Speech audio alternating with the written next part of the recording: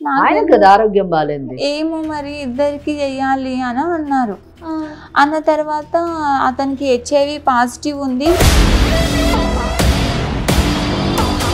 అయితే నాకు అతనికి కలిసిందే లేదు అసలుకి. నేను అతను పెళ్ళయి ఒక 10 to 15 days మాత్రమే అయ్యింది. అయినా అందులో అతను నా దగ్గర సరిగా ఉండకపోవడము, నాతో మాట్లాడకపోవడము, నన్ను దగ్గరికి రానియకపోవడం, నన్ను పట్టించుకునేవాడే కాదు మేడం అసలుకి.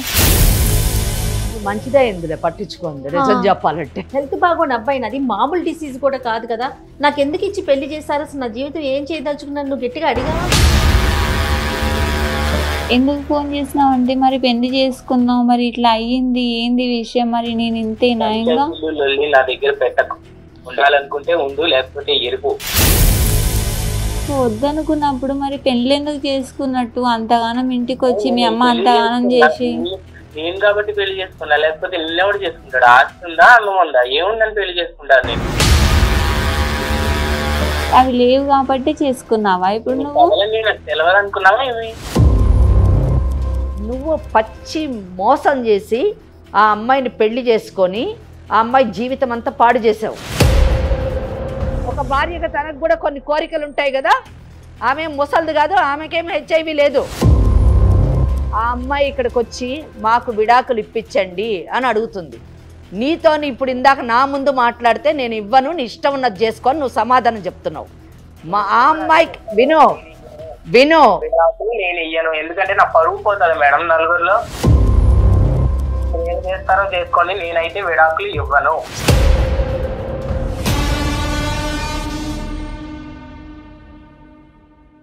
లీగల్ అడ్వైస్ కార్యక్రమానికి స్వాగతం. మనతో పాటు అడ్వకేట్ వెంకటేశ్వరి గారు ఉన్నారు. నమస్తే అమ్మా. నమస్తే అమ్మా. రాణి అని ఒక అమ్మాయి మనతో పాటు స్టూడియోలో కూర్చునుందమ్మా. ఓకే. Marital issue. ఓకే.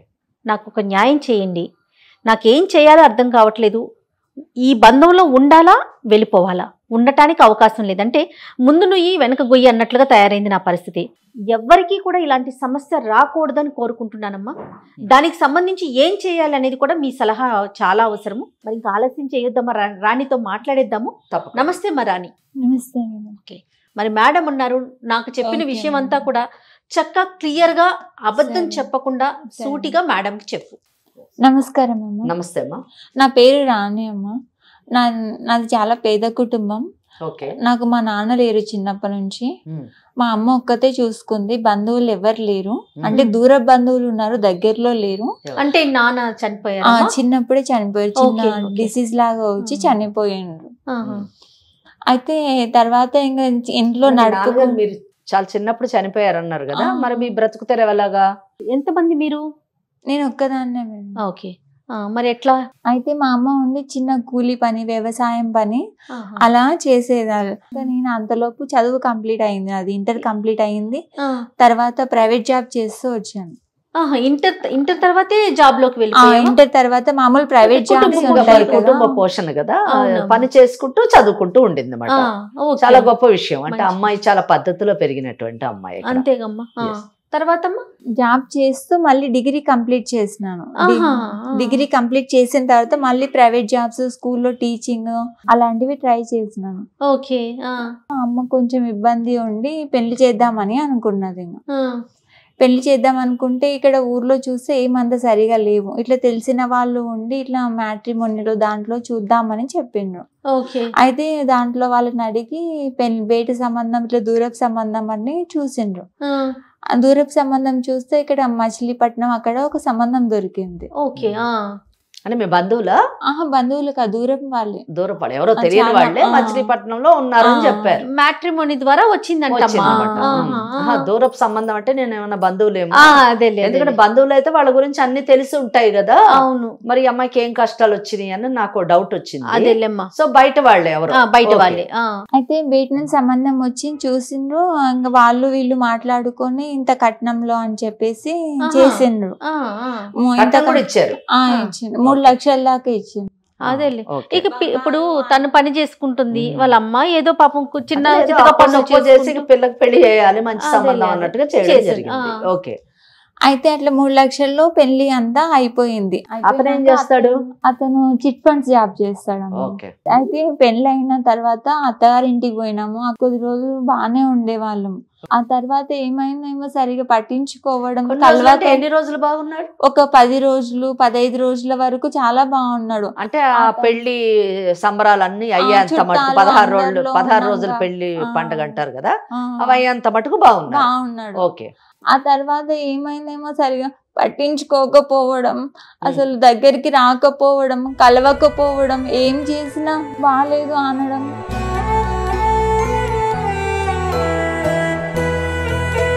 మీ అత్తగారు చెప్పలేదా మరి మీరు? మా అత్తగారు పక్కనే ఉండి చూస్తుంది, ఎందుకు ఇట్లా అని అంటే, అతను కొత్త కదా ఈ లైఫ్ ఇట్లా ఉండడము, అందుకే ఇట్లే ఉంటాడు, నిమ్మలంగా అతని దగ్గరికి అవుతాడు, నువ్వు దగ్గరికి చేసుకోవాలి అని అంటే, సరే అని చెప్పి నాకు ఇంకా అతను డ్యూటీకి పోతున్నాడు, ఇంకా ఈమె ఏం చేస్తుంది, అత్తయ్య నాకు ఇంట్లో పని ఎట్లా చేయాలి, ఎట్లా అలవాటు చేసుకోవాలి, నా తర్వాత నువ్వే కదా, నువ్వే చేసుకో, అది ఇదని ఈమె చెప్పుకుంటూ వచ్చింది. మరి నువ్వు ఆఫీస్కి వెళ్ళట్లేదమ్మా, మానేసావా జాబ్ని? అంటే ఇంట్లో పని అలవాటు అయిన తర్వాత నిమ్మలంగా పోదువు, ఇప్పుడు ఏముంది తొందర, అదేలే. నీకు ఇప్పుడు ఈ ఊరు కొత్త కదా, ఇక్కడ ప్రపంచం కొత్త కదా, కొన్ని రోజులు అయినాక నా కొడుకే నిన్ను పంపిస్తాడు అంటే, నేను ఆ మాట పెద్దల మాట ఎందుకని వినుకుంటూ వచ్చిన. అదేలే. చేసినాను, ఇంట్లో పని చేసుకుంటూ ఈయన డ్యూటీకి పోయి వచ్చేవాడు. వచ్చినాక ఓ రోజు ఆయాస పడుకుంటూ సరుకులు తెచ్చేవాడు. సరుకులు తెచ్చి ఒక దూరం పెట్టి కూర్చొని చాలా ఆయాస, ఇట్లా కూర్చొని మొత్తం ఇదంతా ఇట్లా పైకి లేసేటట్లు చాలా ఆయాస పడిపోతున్నాడు అసలుకి. సరే ఎందుకో ఏమో అడుగుదాం అత్తయ్యనని ఊకున్నాను. పొద్దున్న లేసి యథావిధిగా చేసుకొని పోతున్నాడు. పోతూ పోతూ అక్కడ ఒకటి టాబ్లెట్ వేసుకొని పోతున్నాడు, రోజు వేసుకుంటున్నాడు. మీ ఇట్లా ఆయాస పడినప్పుడు మీ అత్తయ్య ఏం కంగారు పడలే? ఏం లేదు, ఆమె ఊకే దగ్గరకు వచ్చి నీళ్ళు ఇవ్వడం, మామూలుగా మీరు ఇట్లా కూర్చుంటే అంతేగాని ఏంటి కొత్త ఏమైంది అని కొత్తగా ఏమి తెలుసుకోవడానికి ప్రయత్నించలేదు. అయితే టాబ్లెట్ వేసుకొని నార్మల్ గా డ్యూటీకి వెళ్ళిపోయిండు, ఎప్పుడు ఎలా వెళ్తాడో అలాగే వెళ్ళిపోయిండు. వెళ్ళి మళ్ళీ సాయంత్రం వచ్చిండు. సాయంత్రం వచ్చినాక నాకు ఒళ్ళు నొప్పులు నీరసంగా ఉంది అని అన్నాడు. అయితే ఆ రోజు శనివారం ఏమో ఉంది. అత్తయ్య నుండి అడిగినా నేను, అత్తయ్య రేపు ఆదివారం కదా, ఇట్లా బయటికి పోయి వస్తాం గుడికి ఎక్కడన్నా అని అడిగినాము. ఇక్కడ మచిలీపట్నం ఎప్పుడు చూడలేదు అన్నారు కదా, ఒకసారి పోయి వస్తాము అంటే, అత్తయ్య ఉండి పోయిరండి అని చెప్పింది. మళ్ళీ వెళ్ళేటప్పుడు మళ్ళీ వేసుకున్నాడు టాబ్లెట్. మళ్ళీ వేసుకుంటే ఇది ఎందుకు వేసుకుంటున్నాడు, కొంతమంది చప్పరెట్టి వేసుకుంటారు కదా, అవేమో అనుకున్నాను. అవేమో అని అనుకుని పోయినాను. పోతే అక్కడ బయటికి పోయినాక స్టెప్స్ ఎక్కే దగ్గర కానీ మామూలుగా నడిచేటప్పుడు రోడ్డు మీద కానీ ఆయాస పడుతున్నాడు.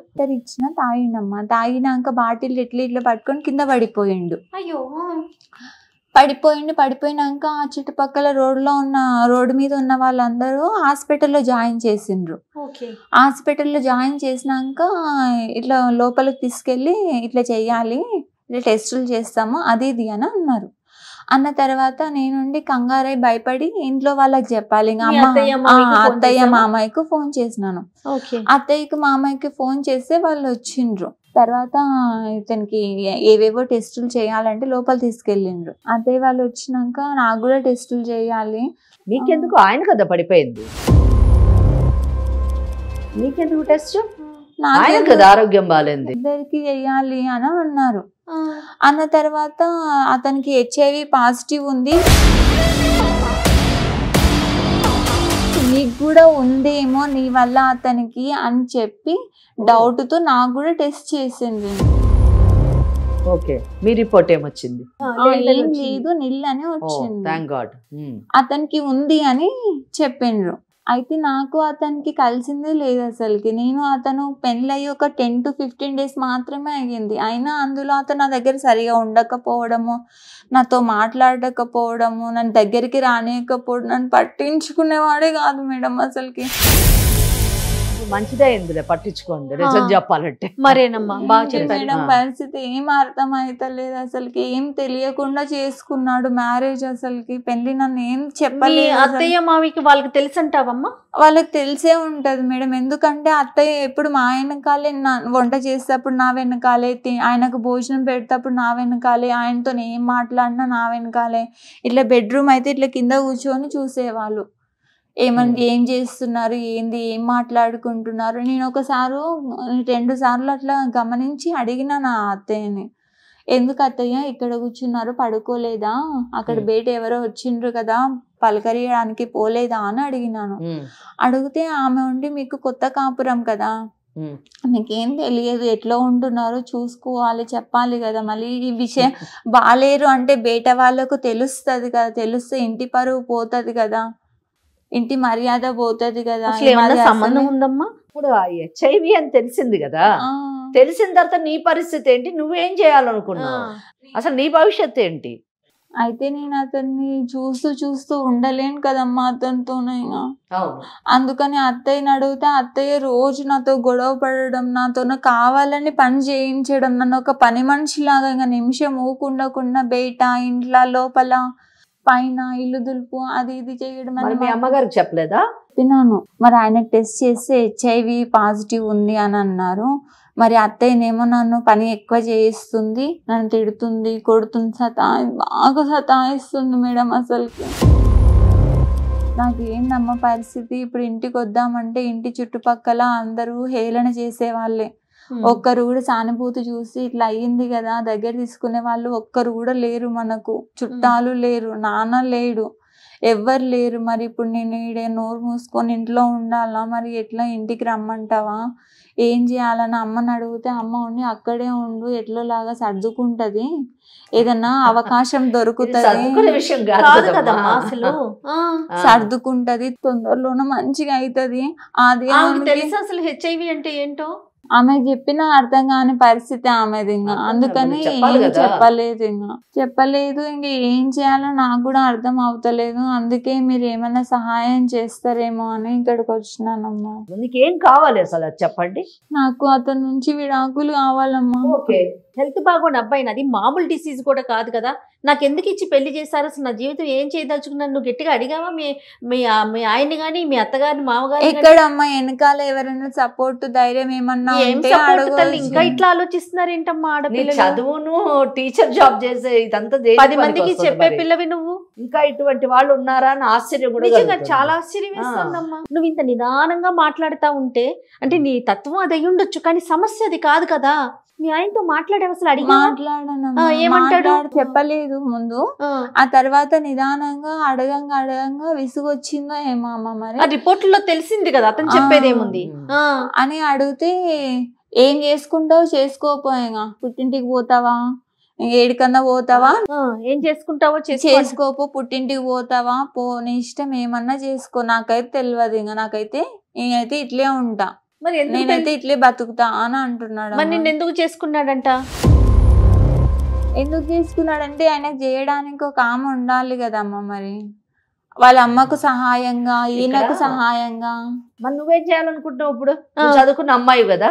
నేను అట్లా చేయాలని చేసుకోలేదమ్మా, అదొదిలే అయిపోయింది. నువ్వేం చేయలేవు, నీ చేతిలో పని కాదు. ఇప్పుడు నెక్స్ట్ మీ తల్లిగారు చూసి చేసినటువంటిది. నెక్స్ట్ నీ భవిష్యత్తు ఏంటి? నెక్స్ట్ జాబ్ చేద్దాం, ఇతని విడాకులు ఇచ్చేసి ఇతనికి నేను నెక్స్ట్ నిలబడి జాబ్ చేయాలని నేను అనుకుంటున్నాను. వెరీ గుడ్, మంచి డెసిషన్ ఇది. మరి అతనితో ఒకసారి మాట్లాడాలి కదా, నిజంగా అసలు అతను ఏమంటున్నాడు అనేది. రిపోర్ట్స్ అన్ని కూడా తెప్పిస్తాను, ఒకసారి మీరు చూద్దురు గానీ. ఒకవేళ అదే కనుక నిజమైతే మరి ఇప్పుడు ఈ అమ్మాయికి మీరు ఎలాంటి సలహా చెప్తారు? ఇక్కడ కలవడానికి కొన్ని అభ్యంతరకరమైనటువంటి అనారోగ్య పరిస్థితులు ఉన్నాయి కాబట్టి ఆమెను మనం బయట వేయడానికే మనము ప్రయత్నించాలి. దానికి లీగల్ గా ఏ విధంగా సపోర్ట్ చేయాలి అన్న దానికి మన దగ్గర ఒక పరిష్కారం ఉంది. అయితే ముందు ఆ అబ్బాయితో మాట్లాడితే ఆ పరిష్కారం చాలా మటుకు సులువుగా అయ్యేటటువంటి అవకాశం ఆ అబ్బాయి చేతిలో ఉంది. రైట్ అమ్మా, మరి ఒకసారి ఫోన్ చేయమందామా? తప్పకుండా.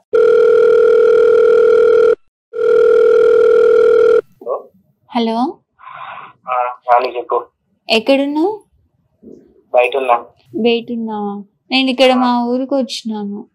అవును, వెళ్ళిపోతా అన్నావు మీ అమ్మగారి ఇంటికి, వెళ్ళిపో. మళ్ళీ నాకెందుకు ఫోన్ చేసినావు? ఎందుకు ఫోన్ చేసినావు అంటే మరి పెళ్లి చేసుకున్నావు, మరి ఇట్లా అయ్యింది, ఏంది విషయం, మరి నేను ఇంతేనా? ఇంకా నా దగ్గర పెట్టకు, ఉండాలనుకుంటే ఉండు, లేకపోతే ఎరుపు. వద్దనుకున్నప్పుడు మరి పెళ్లి ఎందుకు చేసుకున్నట్టు? అంతగానం ఇంటికి వచ్చి మీ అమ్మ అంతగానం చేసి. నేను కాబట్టి పెళ్లి చేసుకున్నా, లేకపోతే నిన్నెవడు చేసుకుంటాడు? ఆస్తుందా, అన్నం ఉందా, ఏముందని పెళ్లి చేసుకుంటాను నేను?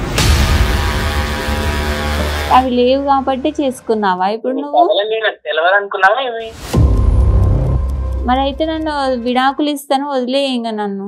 విడాకులు ఇవ్వడం నేను కాబట్టి నిన్ను పెళ్లి చేసుకున్నా, నిన్ను ఇన్ని రోజులు మంచిగా ఇక్కడదేమో చూసుకున్నా. అసలు ఒకసారి ఇవ్వమ్మా ఇక్కడ మేడం మేడం మాట్లాడతారంట. నువ్వు ఇవ్వు ముందు. ఎట్లా అయినా కానీ నేను వెంకటేశ్వరి అడ్వకేట్ని మాట్లాడుతున్నాను నీతోని. నువ్వు రాణితో మాట్లాడినటువంటి మాటలు వింటే నాకు చాలా ఆశ్చర్యం వేసింది. ఎందుకంటే నువ్వు పచ్చి మోసం చేసి ఆ అమ్మాయిని పెళ్లి చేసుకొని ఆ అమ్మాయి జీవితం అంతా పాడు చేసావు. నీకు ఈ హెచ్ఐవి జబ్బు ఉందని తెలుసా లేదా నీకు ముందే? తెలుసు మేడం. మరి తెలిసి ఎందుకు పెళ్లి చేసుకున్నావు? హెచ్ఐవి ఉన్నప్పుడు కాపురం చేయడానికి అవకాశాలు ఉండవన్న సంగతి నీకు తెలియదా? మరి తెలిసి ఎందుకు చేసుకున్నావు? అమ్మాయికి చెప్పారా? టార్చర్ ఏం పెట్టలేదు మేడం. ఏం టార్చరు? టార్చర్ అంటే ఏంటి? కొట్టడమే టార్చరా? తిట్టడమే టార్చరా? ఒక భార్యగా తనకు కూడా కొన్ని కోరికలు ఉంటాయి కదా. ఆమె ముసలిది కాదు, ఆమెకేం హెచ్ఐవి లేదు. ఆ విషయం నువ్వు ముందు చెప్పాలి కదా. నువ్వు చెప్పావా? నువ్వు కానీ మీ అమ్మ కానీ చెప్పారా నీకు హెచ్ఐవి ఉందని? చెప్పలేదు మేడం. మరి చెప్పకుండా చేసుకోని దాన్ని ఏమంటారు చెప్పు నీ భాషలో. నేను చట్టం దృష్టిలో ఏంటో చెప్తాను. చీటింగ్ అంటారు కదా. మరి చీటింగ్ చేసిన నువ్వు నిజానికి ఏ శిక్ష అనుభవిస్తావు నేను తర్వాత చెప్తాను. ఇప్పుడు ఒకటే సొల్యూషను. నువ్వు ఆ అమ్మాయి ఇక్కడికి వచ్చి మాకు విడాకులు ఇప్పించండి అని అడుగుతుంది. నీతో ఇప్పుడు ఇందాక నా ముందు మాట్లాడితే నేను ఇవ్వను, నీ ఇష్టం ఉన్నది చేసుకొని నువ్వు సమాధానం చెప్తున్నావు. ఆ అమ్మాయికి విను నేను ఇయ్యను, ఎందుకంటే నా పరువు పోతుంది మేడం నలుగురిలో. బయటకు వెళ్ళినప్పుడు కింద పడిపోయి హాస్పిటల్కి తీసుకెళ్ళినప్పుడు నీ పరువు పోలేదా? నీకు హెచ్ఐవి ఉందని చెప్పినప్పుడు అంటే నీ పరువు గురించి ఆ అమ్మాయి జీవితాన్ని బలి చేస్తావా? ఆ అమ్మాయి చెప్పినట్టుగా సైలెంట్ గా విడాకులు కానీ ఇవ్వకపోతే నీ పరువు ఇంతకంటే పోయే పరిస్థితిలోని మేమేం చేయాలో చేస్తాం. ఏం చేస్తారో చేసుకోండి, నేనైతే విడాకులు ఇవ్వను. సరే, నువ్వేమి ఇవ్వక్కర్లేదు. విడాకులు అన్నది నువ్వు ఇవ్వాల్సిన అవసరం లేదు. నీ చేత విడాకులు ఎక్కడి నుంచి ఎలా తీసుకోవాలో మాకు తెలుసు. నీకు ఈ ప్రాబ్లం ఉందని చెప్పి ఈ మెడికల్ రిపోర్ట్స్ పెట్టి కోర్టులోని ఆమె విడాకులకి దాఖలు చేస్తే ప్రపంచ స్థాయిలో ఆమెకు విడాకులు వస్తుంది. విడాకులు నీకు హెచ్ఐవి ఉంది కాబట్టి విడాకులు వచ్చిందని ప్రపంచం అందరికీ తెలుస్తుంది. ఆ పని చేయమంటావా? లేకపోతే నేను ఇంకో దారి చెప్తాను. నీ పరువు పోకుండా ఆమె బయటపడేటట్టు నువ్వు సేఫ్గా ఉంటావు, ఆమె సేఫ్గా ఉంటుంది. రెండోది కావాలా, మొదటిది కావాలా? ఏది కావాలి నీకు? ఆ అమ్మాయిని బాగా చూసుకుంటున్నా. వాళ్ళ ఇంట్లో ఫైనాన్షియల్ గా ప్రాబ్లం అయితే కూడా నేను ఆ అప్పులు కట్టి ఆ అమ్మాయిని ఏమి ఇబ్బంది కూడా పెట్టట్లేదు. నేను ఆ అమ్మాయిని వదులుకోవాలని కూడా అనుకోవట్లేదు. ఫైనాన్షియల్ నువ్వేం చూసుకోక్కర్లేదు. వాళ్ళమ్మ కూలియో నాలో చేసుకొని ఆమె బతుకుతుంది. ఇన్ని రోజులు ఏమో ఈ అమ్మాయి టీచర్ జాబ్ 4 ట్యూషన్లో చెప్పుకొని ఈమె బతుకుతుంది. నీతో పెళ్లి కానప్పుడు అంటే 2-3 నెలల క్రితం మటు కూడా వాళ్ళ బ్రతుకు వాళ్ళు బ్రతికారు కనుక ఆ విషయం నువ్వేం ఆలోచించద్దు, అది పక్కన పెట్టేసాయి. ఇంకా అమ్మాయిని చాలా బాగా చూసుకుంటున్నా అంటే ఏం చూసుకోవడం? మీ ఇంట్లో పని చేయడానికి పని మనిషికి ఉపయోగించుకోవడం, బాగా చూసుకోవడమా? అంతేగాని నీతో పెళ్లి చేసుకున్నందుకు ఒక వైవాహిక జీవితం, ఒక సంసారం గడపడం, బాగా చూసుకోవడమా? నీకైతే అవకాశం లేదు ఇప్పట్లో.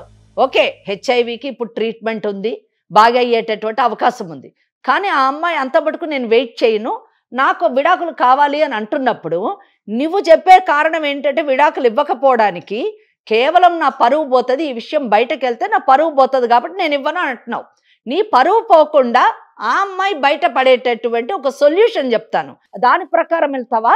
లేదా నీకు హెచ్ఐవి ఉంది అనే కారణంతో విడాకులు వేస్తే ప్రపంచ స్థాయిలో అందరికీ తెలుస్తుంది.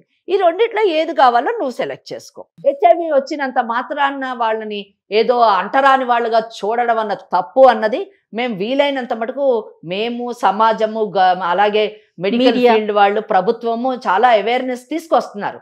కానీ భార్య ఉండాలా వద్దా అనేటటువంటి ఒక పర్సనల్ ఇది ఆమె రైట్, అది ఆమె హక్కు కనుక అది నేను చెప్పినట్టు వినండి. వింటే మీకు ప్రాబ్లం ఉండదు, ఆమెకి ప్రాబ్లం ఉండదు. మీరు తర్వాత క్యూర్ అయిన తర్వాత ట్రీట్మెంట్ తీసుకొని క్యూర్ అయిన తర్వాత మళ్ళీ చక్కగా పెళ్లి చేసుకోండి. అమ్మాయికి ఉన్న విషయం చెప్పి మంచిగా వేరే మ్యారేజ్ చేసుకొని సెటిల్ కండి. ఇప్పుడు ఈ అమ్మాయి ఉండనన్ను అంటుంది, దానికి ఏం చేస్తుంది చెప్పండి? ఆ అమ్మాయి యాక్చువల్గా నేను చెప్పొచ్చు, అమ్మ నువ్వు ఈ కారణం చూపించి విడాకులకు వెళ్ళు అని చెప్పొచ్చు. నేను వదులుకోవాలనుకోవట్లేదు. ఆ అమ్మాయి వదులుకోవాలి అని అనుకున్నప్పుడు ఆ అమ్మాయికి ఈ కేసులో అవకాశం ఉంది. నిజమే, కొన్ని కేసుల్లోని నువ్వు వదులుకోవద్దు, నేను వదులుకోవద్దు అని అనుకుంటే మేము కూడా చెప్తాం, ఆ అమ్మాయి కౌన్సిలింగ్ చేసి ఆయన వదులుకోవాలనుకోవట్లేదమ్మా. తప్ప మేడం 100% తప్పు. ఎప్పుడు తప్పు కాదండి, నాకు ఈ ప్రాబ్లం ఉంది అని నువ్వు చెప్పి ఆమె దానికి అంగీకరించి ఆమె కూడా ఒప్పుకొని నిన్ను పెళ్లి చేసుకుంటే తప్పు కాదు. ఫిజికల్ గా కూడా ఎప్పుడు టచ్ చేయలేదు మేడం. మరి అదే అక్కడ అమ్మాయి ఎక్స్ప్రెస్ చేస్తున్న ప్రాబ్లం అదే. ప్రేమగా చూసుకుంటున్నాను. ప్రేమ అంటే పెళ్లిలోని వైవాహిక జీవితంలోని సంసారం చేయడం అంటే కూడా ఒక పార్ట్, ఒక అంతర్భాగం. కోర్టుకు వెళితే ఆమెకి ఈ కారణం చూపించి కోర్టుకు వెళ్తే విడాకులు వచ్చేటటువంటి అవకాశం ఉంది. కనుక నేనేం చెప్తున్నానంటే ఈ కారణంతో కోర్టుకు వెళ్ళి నీ పరువు తీసుకునే కంటే ఇద్దరు కలిసి మ్యూచువల్ కన్సెంట్, పరస్పర అంగీకారంతో మా ఇద్దరికి పెళ్ళయింది కానీ మా ఇద్దరికి అసలు కంపాటబిలిటీ లేదు, మా ఇద్దరికి పడటం లేదు, సఖ్యత కుదరటం లేదు, కనుక మేము విడాకులు తీసుకుంటామని సింపుల్గా మీరు విడాకులకు వెళ్తే ఎవరి మానాన్ని విడాకులు తీసుకుంటారు, ఎవరి మానాన్ని వాళ్ళ జీవితాన్ని జీవించవచ్చు. ఈ కారణం చెప్పము. మీరు మ్యూచువల్ కన్సెంట్ అంటే పరస్పర అంగీకారంతో ఇద్దరు కలిసి విడాకులకు అప్లై చేసుకుంటే ఈ కారణాన్ని చెప్పక్కర్లేదు. ఇదే కరెక్ట్ సొల్యూషన్. టైం తీసుకో, అలాగే ఒక వైజ్ డెసిషన్ కూడా తీసుకో. కొంచెం తెలివిగా ఆలోచించి సరైనటువంటి నిర్ణయం తీసుకో. ఇద్దరికి కూడా ఇది నిజం చెప్పాలంటే విముక్తి అని చెప్పొచ్చు. ఓకేనా? Okay madam. ఓకే. కాదమ్మా, అమ్మాయి మాట్లాడినప్పుడు మాట్లాడిన రూడ్నెస్ మీరు వెంటనే అడ్వకేట్ అనగానే చూసారా అతను? అంటే ఇన్ని రోజులు ఎంత ఇబ్బంది పెడుతున్నాడు ఆ అమ్మాయిని. ఆ పిల్ల మాట్లాడుతుంటేనే మనకు అర్థమైపోతుంది ఎంత అమాయకురాల్లాగా ఉందంటే, జీవితాన్ని బలి చేసుకొని. ఇక్కడ ఆ అమ్మాయికి దురదృష్టం ఏంటంటే తల్లి తప్ప ఎవరూ లేరండి, మగదిక్కు లేదు, ఒంటరితనము, పేదరికము, దానికి తోడు ఏదో ఒక అండ దొరికింది, ఒక ఆధారం దొరికింది అన్న ఆలోచనతోని పెళ్లికి ఒప్పుకుంది, పెళ్లి చేసుకుంది, ఏదో జీవితాన్ని గడపాలనుకుంది. కానీ దురదృష్టము మళ్ళీ ఇక్కడ కూడా ఆమెను కాటు వేసి ఆ భర్త సంసారానికి పనికిరానటువంటి వ్యక్తి కావడం చాలా దురదృష్టకరమైనటువంటి విషయం.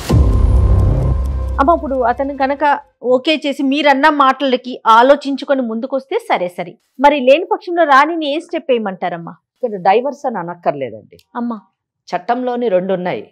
ఒకటి నల్లిటీ ఆఫ్ మ్యారేజ్ అంటే కొన్ని వివాహాలు రద్దు చేయబడతాయి, కొన్ని వివాహాలు అసలు వివాహం అనేటటువంటి పరిధిలోకే రాదు, కొన్ని వివాహాలు విడాకుల ద్వారా విచ్ఛిన్నం అవుతాయి. ఈమె కేసు విడాకుల కింద రాదు, ఈమె కేసు రద్దు చేయవలసినటువంటి పరిస్థితి. బిఫోర్ కంప్లీషన్ ఆఫ్ 1 year అంటే ఈ ఒక సంవత్సరం లోపలే ఈమె వివాహము మోసం పూరితమైనటువంటి వివాహం అనేటటువంటి విషయం వెలుగులోకి వచ్చింది కాబట్టి మోసం చేశారు, దట్టు ఈ సమస్యతోని ఉన్నాడు కాబట్టి ఈ వివాహం అసలు రద్దు చెయ్యాలి, నల్ అండ్ వైడ్ అని డిక్లేర్ చెయ్యాలి అని section 12 of Hindu marriage act కింద ఈమె కేసు వేసుకుంటే సింపుల్ గా ఈమెకి వివాహమే రద్దు అయిపోతుంది. అమ్మ ఇక్కడ ఒక చిన్న అనుమానం అమ్మ, ఇప్పుడు తనకి భరణం వచ్చే అవకాశం ఉందా? వస్తుంది, భరణం వస్తుంది. అయితే ఇక్కడ ఒక చిన్న ప్రాబ్లం ఉంది ఈ కేసులోని. ఈ కేసులోని ఏదైనా కానీ మ్యూచువల్ కన్సెంట్ అని అయితే మనము ఒక అడ్వైజ్ అయితే చేశాము, కానీ ఆ మ్యూచువల్ కన్సెంట్ ఇప్పుడు ఇమీడియట్ గా రాదు. ఏ కేసు అయినా విడాకులు తీసుకోవాలంటే అది కంటెస్టెడ్ కేసు కానివ్వండి లేదా మ్యూచువల్ కన్సెంట్ కానివ్వండి, ఆఫ్టర్ కంప్లీషన్ ఆఫ్ 1 year మాత్రమే వెళ్ళాలి. ఓకే. ఇక్కడ ఏమైంది, పెళ్ళయింది 2 నెలలే అయ్యింది, 2 నెలల లోపల ఒకవేళ వెళ్ళాలి కోర్టుకి అంటే దాన్ని సెక్షన్ 12 కింద ఈ వివాహాన్ని రద్దు చేయండి అంటే నల్ అండ్ వైడ్ అని వెళ్ళాలి. ఆ గ్రౌండ్ ఏం చూపించాలి, చీటింగ్ ఒకటి అయ్యింది, ఈ అబ్బాయికి HIV ఉంది అని చెప్పాలి. అప్పుడేమైతుంది, ఆ అబ్బాయి నా పరువు పోతుంది అంటున్నాడు కాబట్టి మనకు అసలు ఆ సెక్షన్ 12 పక్కన పెట్టేయాలి. ఇప్పుడు సెక్షన్ 12 లోనే మనం ఈ అమ్మాయికి మంచి గ్రౌండ్, ఈ అమ్మాయికి మంచి కేసు, అది మోసం చేశాడు కాబట్టి అనుభవించాలి. అతను కూడా కొంత మీ మాటకి కన్విన్స్ అయ్యాడు కదా. కన్విన్స్ అయినప్పుడు అప్పుడు ఏం చేయాలంటే సెక్షన్ 13 కింద యూజువలీ సెక్షన్ 13B అంటారు దాన్ని, మ్యూచువల్ కన్సెంట్. అది usually after completion of 1 year. కానీ ఈ కేసులోని ఎక్సెప్షనల్ సర్కమ్స్టెన్సెస్ లోని 1 year కంప్లీట్ కాకుండా కూడా మనం కోర్టుకు వెళ్ళొచ్చు. అది వివాహాన్ని విడాకులు కావాలి అని అడగొచ్చు. దాన్ని సెక్షన్ 14 కింద ఎక్సెప్షనల్ గ్రౌండ్స్ లోని పెటిషన్ వేయాలి, మా కేసుని కన్సిడర్ చెయ్యండి, 1 year కాలేదు చట్ట ప్రకారము కానీ స్టిల్ మాకు కావాలి. ఆ ఎక్సెప్షనల్ గ్రౌండ్ మనము ఈ ప్రాబ్లం ఉంది, సంసారానికి HIV ప్రాబ్లం ఉంది అనేటటువంటి ఒక ఎక్సెప్షనల్ గ్రౌండ్ తీసుకొని అప్పుడు ఈ అమ్మాయి మ్యూచువల్ కన్సెంట్ కి ఇద్దరు కలిసి వెళ్ళొచ్చు. అయితే అప్పుడు కూడా HIV అన్నది వెలుగులోకి వస్తుంది కదా అని మీకు డౌట్ రాదు, కానీ డిగ్రీలో రాదు. 13Bలోని అంటే వీళ్ళకి వచ్చినటువంటి ఆర్డర్లోని ఎందుకు విడిపోయారు అంటే HIV గ్రౌండ్ అని రాదు, ఇన్కంపాటబిలిటీ అని వస్తుంది. రైట్ ఈ సెక్షన్ 14 లో పర్మిషన్ కి మాత్రమే హెచ్ఐవి చూపిస్తాం, అదే వెలుగులోకి రాదు. ఓకే రాణి వింటున్నావమ్మా? కాంప్లికేటెడ్ కేసు అన్నమాట, లీగల్ గా complicated, but easy solution is that ఆ అబ్బాయి గాని మ్యూచువల్ కన్సెంట్ ఒప్పుకుంటే, though it is complicated legally, it can be made very simplify చేయొచ్చు. రైట్, అతను గనక మ్యూచువల్ అండర్స్టాండింగ్ కు వస్తే చాలా సింపుల్ అని చెప్తున్నారు. అవేంటమ్మా? ఇవి రిపోర్ట్స్ మేడం కి ఒక్కసారి ఇవ్వండి. ఓ ఇది క్లియర్ గా ఉంది కదమ్మా? హెచ్ఐవి క్లియర్ గా ఉంది. అతను కూడా అడ్మిట్ చేశాడు. అవునవును, అతను కూడా అడ్మిట్ చేశాడు. రిపోర్ట్స్ లో కూడా హెచ్ఐవి అని ఉంది క్లియర్ గా. అయితే ఒకటి ఏంటంటే హెచ్ఐవికి మధ్యన ఏదో మందు కనుక్కున్నారు, హెచ్ఐవి కూడా క్యూరబుల్ అంటున్నారు. రైట్, మరి ఇప్పుడు రాణిని ఏం చేయమందాం? రాణిని ఇప్పుడు ఒకటే సింపుల్ థింగ్, రాణి భయపడాల్సిన అవసరం లేదు. అతను ఒప్పుకున్నాడా, సింపుల్ గా మ్యూచువల్ కన్సెంట్ లో వెళ్తారు. ఒప్పుకోని పక్షంలో సెక్షన్ 12 కింద, అంటే 13B కాస్త సెక్షన్ 12 కింద నల్ అండ్ వైడ్ అని వేసుకోవచ్చు. రైట్, ఇప్పుడైతే పుట్టింటికి వెళ్ళిపోవటమే బెటర్ అంటారా? అంతేనా? రైట్, వింటున్నావమ్మా? అది శుభ్రంగా మీ ఇంటికి వెళ్ళిపో. తర్వాత తను వచ్చిన దాన్ని బట్టి మేడంతో మళ్ళీ ఇంకొకసారి పర్సనల్ గా మాట్లాడి ఏం చేద్దాము, తను ఎలా వస్తాడంటే, ఎందుకంటే నువ్వు డివోర్స్ కి అడుగుతున్నావు కాబట్టి, అంతే కదమ్మా? అంతే అంతే. ఈ కేసు ద్వారా మనము హెచ్ఐవి వచ్చినటువంటి ప్రతి ఒక్కరూ విడాకులు తీసుకోవాలి, లేదా వాళ్ళ మ్యారేజ్ నల్ అండ్ వాయిడ్ అని డిక్లేర్ చేయాలి అనేటువంటి మెసేజ్ నేను ఇవ్వదలుచుకోలేదు. రైట్, ఎందుకంటే వాళ్ళని మనం చాలా జాగ్రత్తగా, చాలా దయతోని చూడాల్సినటువంటి పరిస్థితి. ఇమోషనల్ గా మనం ఇమోషనల్ సపోర్ట్ ఇవ్వడం వల్ల వాళ్ళు బాగుపడేటటువంటి, అంటే ఆరోగ్యపరంగా బాగయ్యేటటువంటి అవకాశం ఉంది. ఎందుకంటే ఈ రోజు ట్రీట్మెంట్ కూడా వచ్చింది కాబట్టి. అంటే విషయం మనం ఎందుకు అంటున్నామంటే, అతనికి ఆల్రెడీ తెలుసు పాపం చీటింగ్ చేశాడు. అతను చీట్ చేసి ఈ అమ్మాయిని పెళ్లి చేసుకో, ఒక ఇంట్లో ఒక పని మనిషి లెక్కన ట్రీట్ చేస్తున్నాడు కాబట్టి ఆ సెక్షన్స్ అన్ని మనం మాట్లాడాల్సి. She doesn't want to live. విడాకులు కావాలి అంటున్నప్పుడు మనం కూడా ఏం చేయలేము. చట్టం కూడా ఆమెకు అండగా ఉండేటటువంటి అవకాశం కాబట్టి మనం చెప్పాం వాట్ పాసిబిలిటీస్ ఆర్ దేర్ మనం చెప్పాను తప్పితే. అవునవును, మనం we are not driving her towards divorce. అందుకనే ప్రీ మ్యారిటల్ కౌన్సిలింగ్ అనేది చాలా అవసరం అనే విషయం ఇప్పుడు తెర మీదకి వస్తా ఉంది కదమ్మా. ఇదివరకు రోజుల్లో అటు 7 తరాలు ఇటు 7 తరాలు చూసుకోవాలి. 7 తరాలు చూసుకోకపోయాం, కనీసం ఆరోగ్య పరిస్థితులు ఎలా ఉన్నాయి అనేదన్నా కనుక్కుంటే ఈ తరం వాళ్ళు. ప్రీ మ్యారిటల్, పోస్ట్ మ్యారిటల్ అంటే ఆఖరికి 30-40 ఏళ్ళు వైవాహిక జీవితం గడిపిన వాళ్ళకి కూడా ఈ రోజు కౌన్సిలింగ్ చేయాల్సినటువంటి పరిస్థితి మనకి ఏర్పడుతుంది. కనీసం హెల్త్ కండిషన్స్ వరకైనా తెలుసుకోగలిగితే ఆ అవేర్నెస్ వస్తే బాగుంటుందేమో కదా. అవునండి, సరేనమ్మా రాణి, నువ్వు నిదానంగా ఆలోచించుకుని నువ్వు ఎలాంటి నిర్ణయం తీసుకున్నా దానికి మేమైతే సపోర్ట్ చేస్తాం. సరేనా? ఓకే అమ్మా, ధైర్యంగా ఉండు. అంతే. ఓకే అమ్మా, థ్యాంక్ యూ సో మచ్ అమ్మా. మీకు కూడా ఓకే తల్లి. ఓకే.